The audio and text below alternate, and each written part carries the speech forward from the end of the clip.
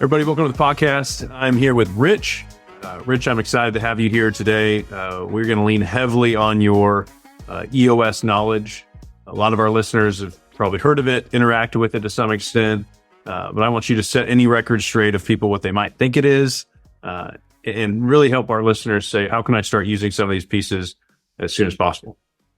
Sounds good, man. Thanks for having me on. You bet, bud. So get a little background on your journey. What kind of brought you to the place to where you were, I'm a full believer in EOS to the point where now I am a certified coach. People pay you big bucks to come in and put this in place. With the backstory a little bit.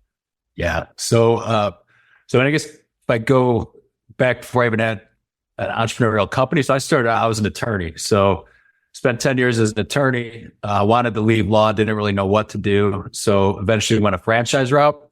And I think I underestimated how hard it would be to run a business. So that's where I kind of got kicked around the first 2 years. I had an upscale men's barbershop and ended up not being able to really get that business going. So was shutting that one down, moved into my second business, which was a commercial cleaning company. And that's where someone introduced me to EOS, started using it with that business and fully drank the Kool-Aid just because it changed completely. I mean, from what I was doing with my first business when I thought I was kind of running a business to what I was doing with the second one, it was just night and day. So I actually got to the point where I was talking to an implementer, going to hire him to help kind of even take it to the next level with that business, and was just intrigued with what he was doing and decided to make a shift and sold that business to become an implementer.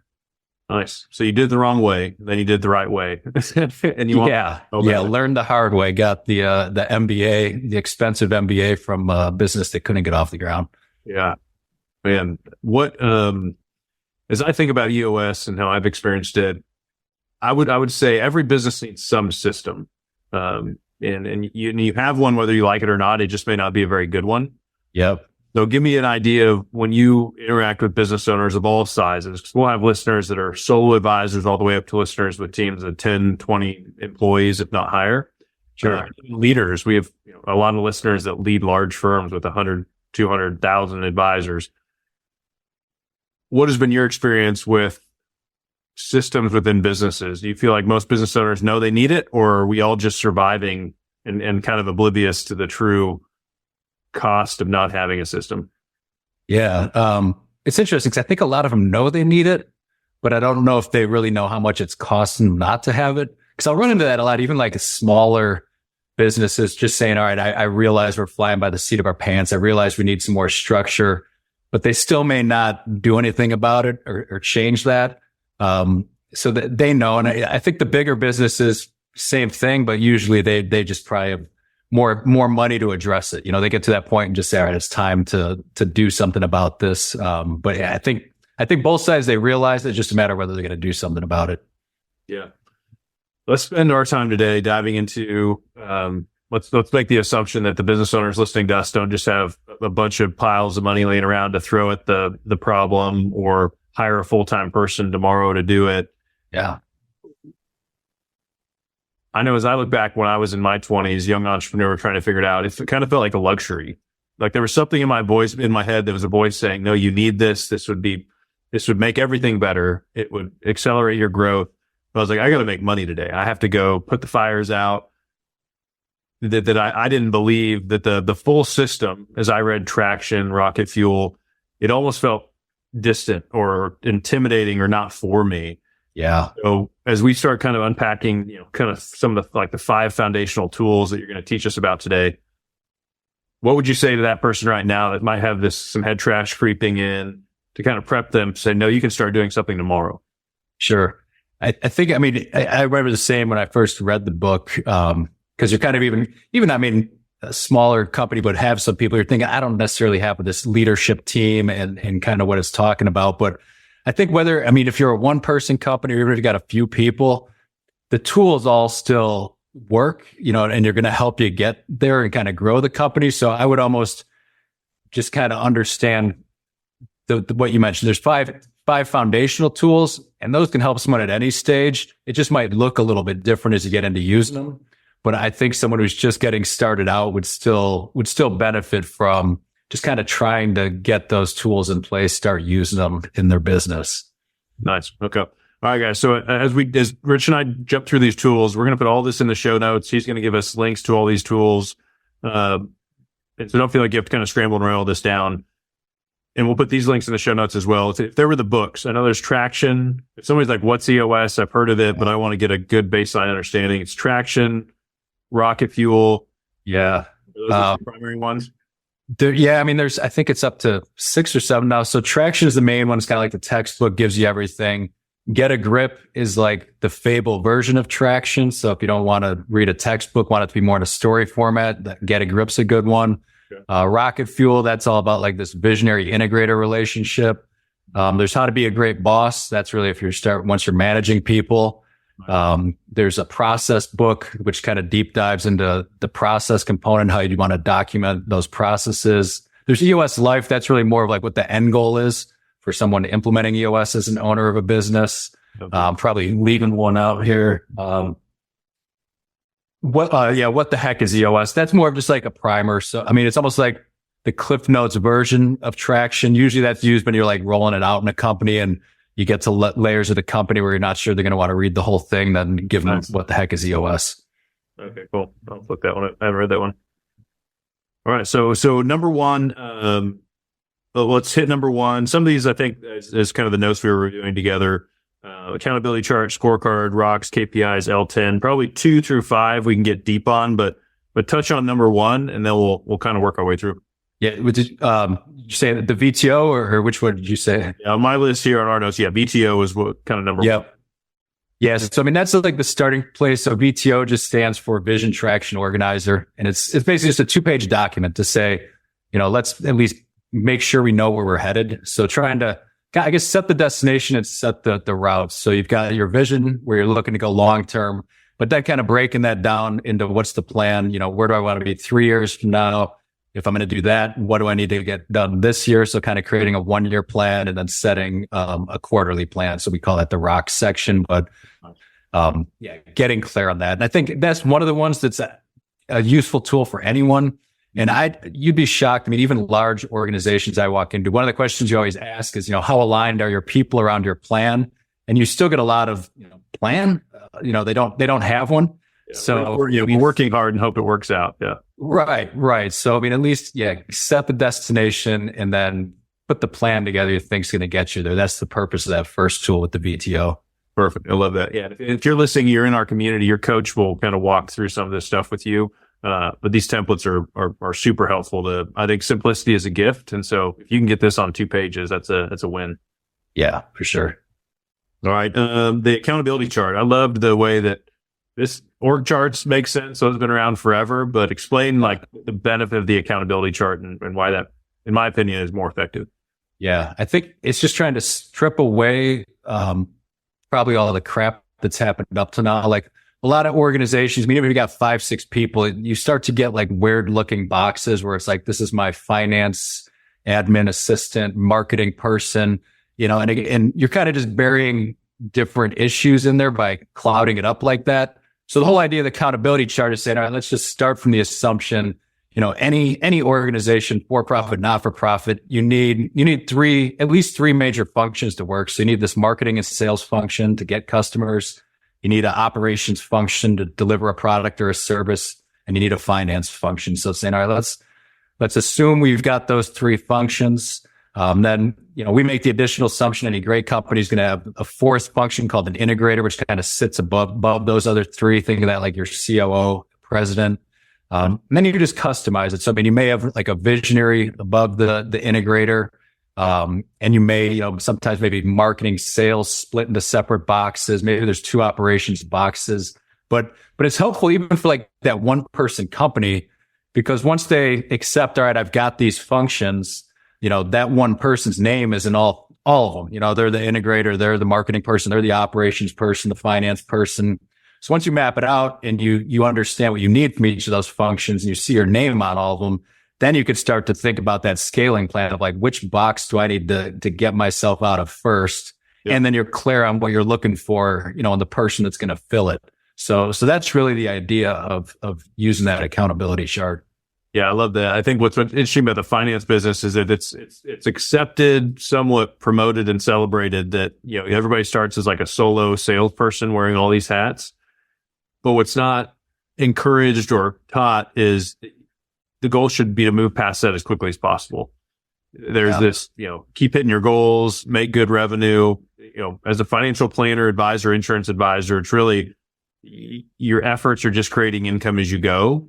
And there's not this common push to build a business that differentiates, people in different roles. And so if you're listening and you are one of most advisors that are solo, maybe with an admin or sharing an admin, this is a great exercise because you can actually start looking forward to say, I can't hire people to fill all these tomorrow, but I'm at least going to admit to myself that these are different functions of a healthy business that most likely one person should not be doing all of them. Yeah, no, I love that.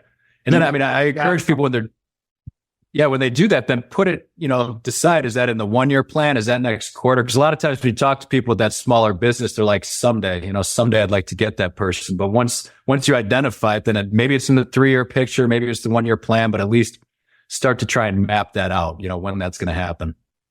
Yeah, I felt over time, and I learned this the hard way, just, hiring the wrong person, trying to put them in one seat. Asking a team member to play multiple roles is a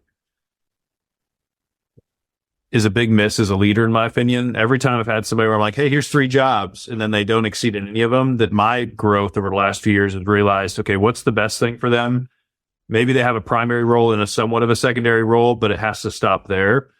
And I either need to decide as a leader that the other thing is not important, or it's so important that I do need to find somebody to fill that spot.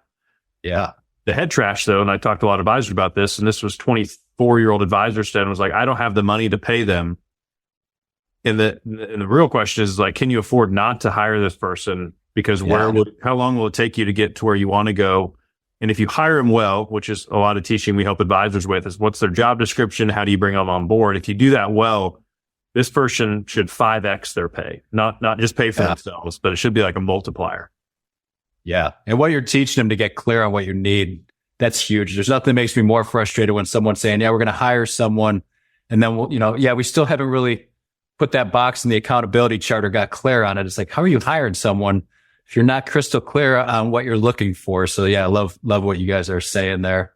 Yep. So I love that takeaway. And that we'll have that template in the show notes, is that go through, kind of do this exercise soon. I think it's towards the beginning of the year, which is great. Who is doing what function? What functions are absolutely necessary? This could, one, just help you paint the picture of what you need to do in the future. Or if you already have a team, most likely every time I've gone through this exercise, you're going to stop doing certain things and you're going to move some things around. So worst case, you have more clarity and more efficiency. So that's a great takeaway. Yeah. Scorecard tracking. We harp on this all the time. Business owners not using data, not keeping track of stuff. So what's EOS say about it?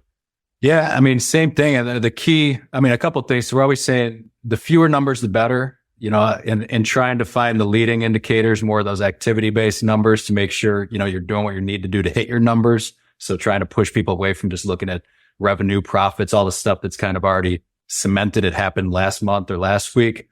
The other thing that, and I don't know what you guys find, you know the business pretty well and you've been around it for a while, but usually we'll tell people it may take a couple months to really get a scorecard that works for you. And you got to keep digging. It's going to help. It really, what it is helping you understand your own business. If you've got a number on there, say you're trying to get a certain number of prospect meetings and you miss that number every week, maybe you need to ask, like, do I even know enough people? Maybe I need another measurable to track before I get to a prospect meeting. Maybe it's just how many people am I meeting? How many people am I talking to? But, you really start to just try and flush out what do you need to do to hit the numbers you're trying to hit. Oh, that's a great point. Yeah, we've had a scorecard at Legacy that's changed so much over time as we're iterating it. And our members get that scorecard. And if you're being coached by one of our coaches, we have to look at it once a month. If you won't send in the scorecard, like, we can't coach you. Like, the data is so important. Yeah. But what I've learned is that there were times where I was tracking, like, it was certain data points that were more side effects of other things. Like, they weren't the most important things to track. Yeah. And where we try to distill our scorecard down to where it's like, if these 10 things, these 12 things are the truest measures of health and good decisions, even though there's probably, external rings of things you could track. Those only change if these internal things change. And so like we track, are we adding A and B clients? Because if that number is moving in the right direction, that means other efforts are working. And so, yeah, I love that advice. I'm like, good metrics are important, good data, but you can also take it too far to where it's probably distracting. Yeah. I walked in on one team, they had 44 numbers on their scorecard. And at that point, you're just you're lost in the trees. You're not really focused on what do you really need to be focusing on. And it kind of ties to one of the other things that we do a lot. You find when it comes to issue solving, most people actually struggle to identify the root cause of any issues, and they take too much time discussing them. So I always try and tie that back to the scorecard. I'm like, if you have too many numbers on there, now you're probably going to get lost in too much trying to solve issues around things that don't matter. So yeah, hone in on those key numbers and just focus on them. And if you're hitting those, then like you said, everything else should fall into place. Is monthly is EOS is frequency? I know some people look at stuff quarterly. Annually is probably, I'm checking a box, but it really doesn't help me.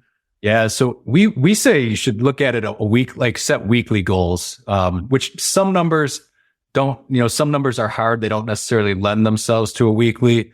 But usually, so say a number that you should see 2 in a month. So now your scorecard may have a target of a half a week.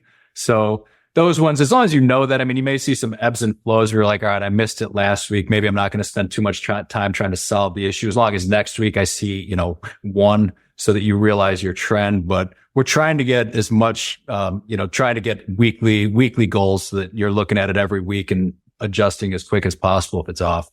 Yeah. We tried to look at most things as there's an average route to take and then there's an elite route to take. I think average is November, December, you have a day meeting, you talk about stuff, you reflect on the year, you kind of guess on some goals, and then you put it away, and then you just go back to doing what you did before. Yeah. I think before, if people are like, hey, weekly sounds a lot, once a month is doable.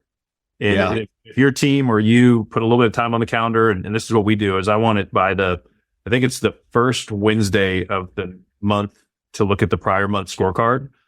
It shouldn't take us 2 weeks of data. It's we have a week to get it all together and put it in a mode where me and my practice manager can sit down and say, okay, what's the data? Because it should inform our decisions. And if you're looking once a month, there's a chance you're going to pivot halfway through the year. Whereas the average approach of let's do this once a year, hope it works out, and look at it again 1 year, you're just leaving all that up to chance at that point. Yeah, no, absolutely. I just view it as it's your diagnostic. You've got a plan. The plans are never going to go perfect. So you need some way to alert you when it's off. And that's really where the scorecard fits in. So yeah, if it's monthly, good. If they're biweekly, but at least like you said, you got to be looking at it to catch it. Cause if you make a 1 year plan, you don't look till the end of the year, chances are you're going to be way off by the end of the year.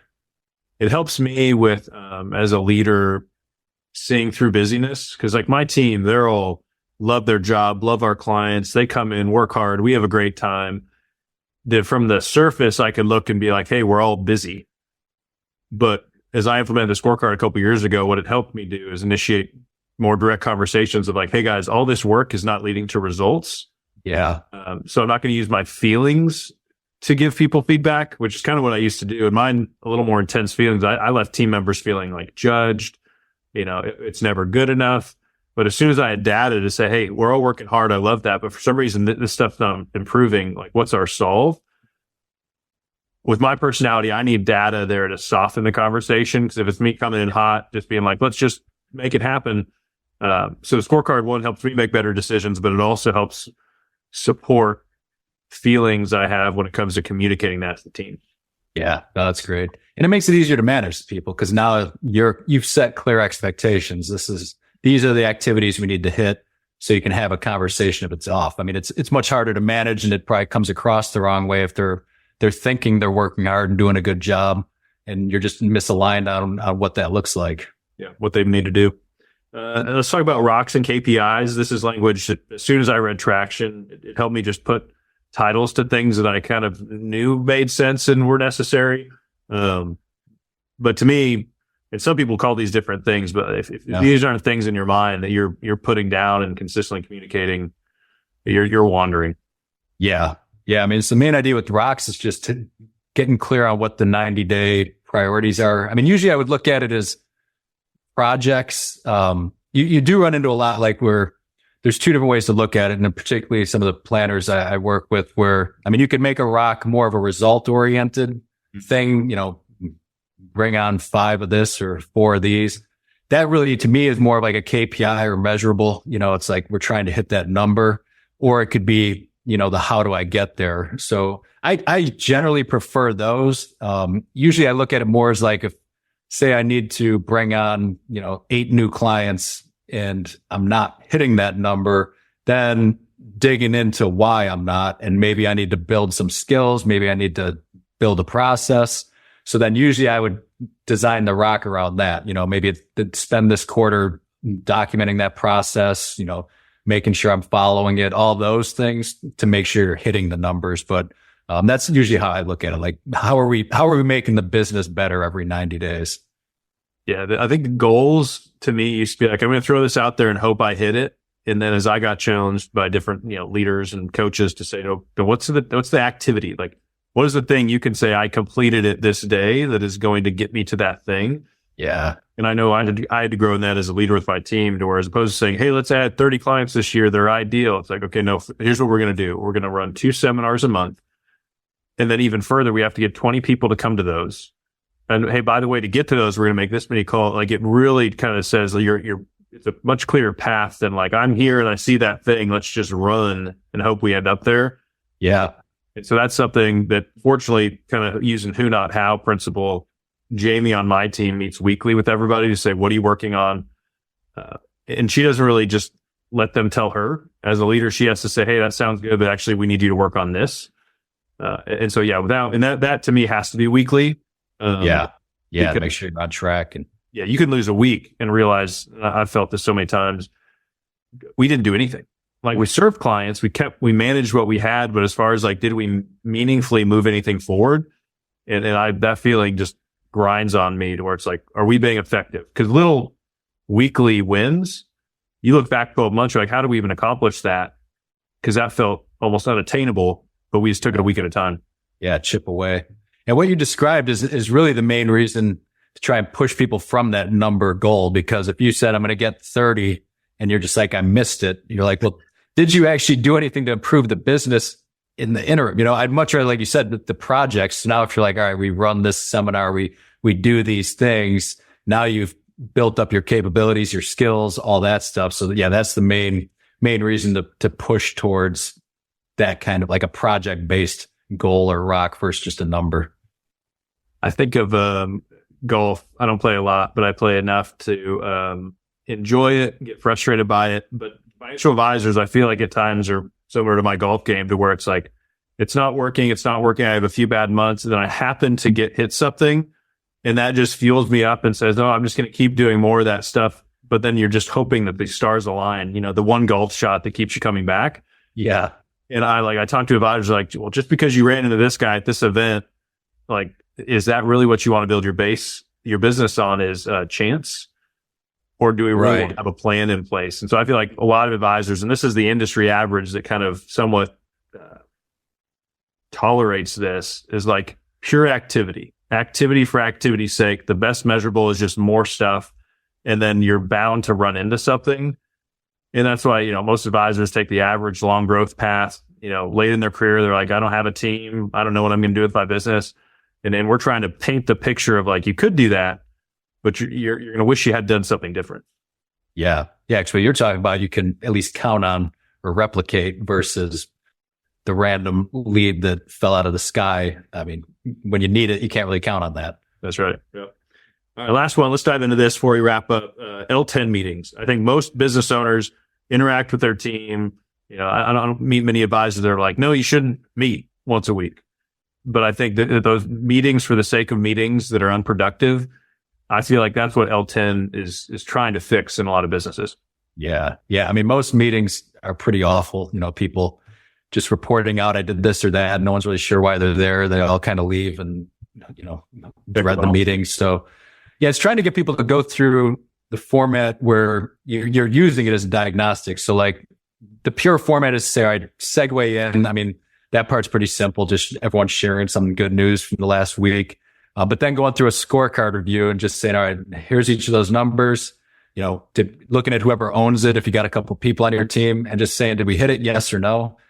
And those should really be the only two answers. We don't want to get caught in any discussion if it's missed.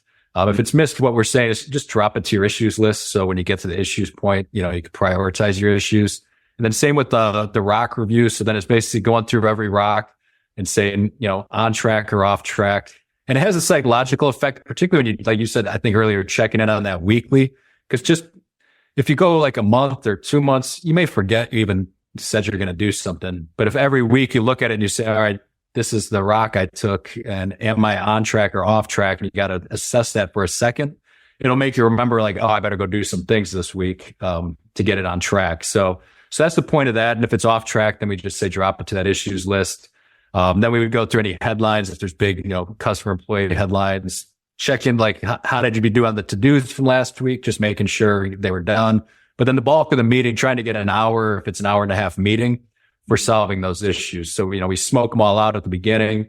They're basically showing us where we're off from the plan and then jumping in and solving issues. And when we do that, we're trying to do it on an approach where you start by clearly identifying the issue before you discuss anything. That's one of the disciplines I think people struggle with the most. So you're doing it well if you could kind of try and state your issue in 1 or 2 sentences. You probably are better, but closer to what it is, and then trying to come up with a solution.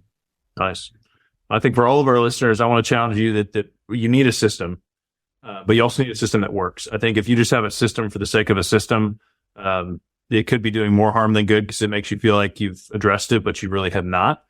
And so EOS, I think, is gaining popularity even still as a great framework. And so as you listen, just read the books, download the resources from Rich. We'll put Rich's information in, reach out to Rich with questions, because there is a way for you to start implementing this and getting comfortable with it, and then work your way up to where you have an implementer hired in to meet with you. Is it quarterly?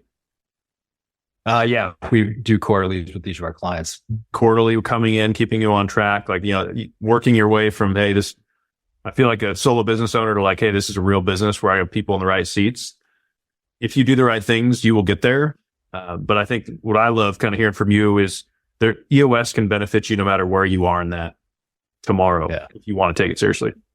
Yeah. And even a solopreneur, I mean, I do it with my own business. I follow that meeting format because it's still going to force you to look at it and see where you're on track, where you're off track, what issues do I need to think about. So yeah, that's where any one of those tools someone could start using, even if they're on their own at this point.